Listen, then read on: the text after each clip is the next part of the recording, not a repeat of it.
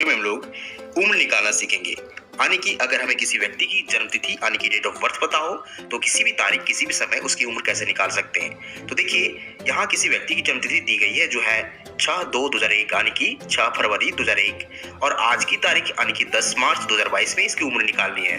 तो सबसे पहले हम क्या करेंगे, दोनों तारीखों को किस फॉर्मेट में लिखेंगे। सबसे पहले दिन को लिखेंगे, फिर माह को, फिर वर्ष को, और आज की तारीख को यानी जिस तारीख को हमें उम्र निकालनी होती है उसे ऊपर में लिखते हैं और जन्म तिथि यानी डेट ऑफ बर्थ को नीचे लिखते हैं, जैसे यहाँ लिखा गया है। अब हम इसका उम्र निकालना शुरू करेंगे। तो सबसे पहले इसमें देखिए, हम ऊपर में से नीचे को घटाते हैं, यानी कि आज की तारीख में जन्म तिथि को घटाते हैं।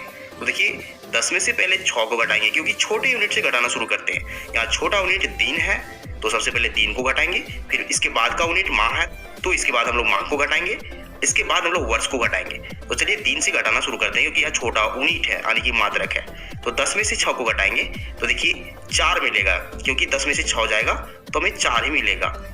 इसके बाद देखिए हम लोग इस माह को घटाएंगे तो 3 में से यहाँ 2 घटाना है तो हमें 1 मिलेगा। अब देखिए वर्ष को घटाना है तो वर्ष में देखिए यहाँ 2 में से 1 जाएगा तो 1 मिलेगा, फिर 2 में से 0 तो सिर्फ 2 ही मिलेगा, और यहाँ 0 में से 0 तो 0, और यहाँ 2 में से 2 तो 0।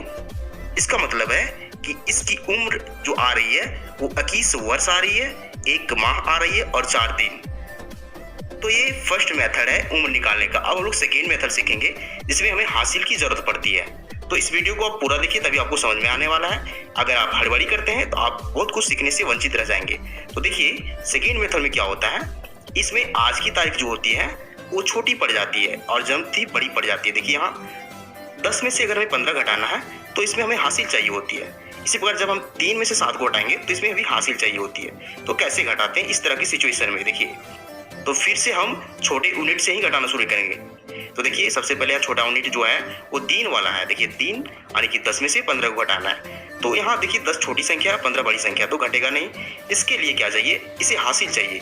तो इससे हासिल कहाँ से मिलेगा, तो इसके पड़ोसी से मिलेगा। या पड़ोसी जो है माह है, यानी यहाँ देखिए यहाँ माह जो है वो पड़ोसी है, तो यह पड़ोसी इसको हासिल देगा। तो जब भी माह इसको हासिल देगा तो पूरे 1 महीने को हासिल देगा। अब जानते हैं कि 1 महीने में कितने दिन होते हैं, तो 30, 31, 28, 29 कुछ भी होता है। तो हम कैसे जानेंगे कि इसे कितने दिन हासिल चाहिए, तो डिपेंड करता है कि यहाँ कौन सा माह है। अगर यहाँ 3 है तो इसका मतलब है कि यह मार्च है। 3 का मतलब मार्च है और मार्च में 31 दिन होते हैं। तो इसे जब भी हासिल मिलेगा तो पूरे 31 दिन हासिल के रूप में यहाँ मिलेगा। यानी कि यह 3 जो है इस 10 को हासिल दे दिया है पूरे 1 महीने को, और 1 महीने में होते हैं 31 दिन। तो अब हम इस 31 को और इस 10 को जोड़ देंगे और इसमें से टोटल में से 15 को माइनस करेंगे। तो देखिए 31 प्लस 10 हो जाएगा, यहाँ रफ में देखिए 31 प्लस 10 हो जाएगा 41 यानी कि 41। इसमें हमें 15 को माइनस करना है। अब देखिए 15 माइनस करेंगे तो हमें क्या मिलेगा, यहाँ 11 में से 5 जाएगा तो 6 मिलेगा, और यहाँ हासिल देने के बाद यहाँ 3 बचा हुआ है, 3 में से 1 जाएगा तो 2 मिलेगा। देखिए 26 मिल रहा है। तो अगर हमें 41 में से 15 घटाते तो हमें 26 मिलता है। तो इस 26 को यहाँ लिख देंगे। ये 26 हो चुका है। अब हम लोग महीने को घटाएंगे तो महीने में यहाँ 3 में 7 घटाना है। ध्यान रखिए 3 इसको 1 माह हासिल दे चुका है तो इसके पास सिर्फ 2 बचा हुआ है। अब 2 में से 7 नहीं घटेगा तो फिर से इसे भी हासिल चाहिए।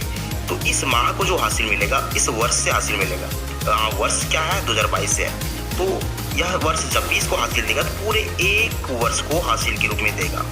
1 वर्ष में कितने महीने होते हैं, तो 12 महीने होते हैं। यानी कि जब भी हासिल देगा तो पूरे 12 को हासिल देगा।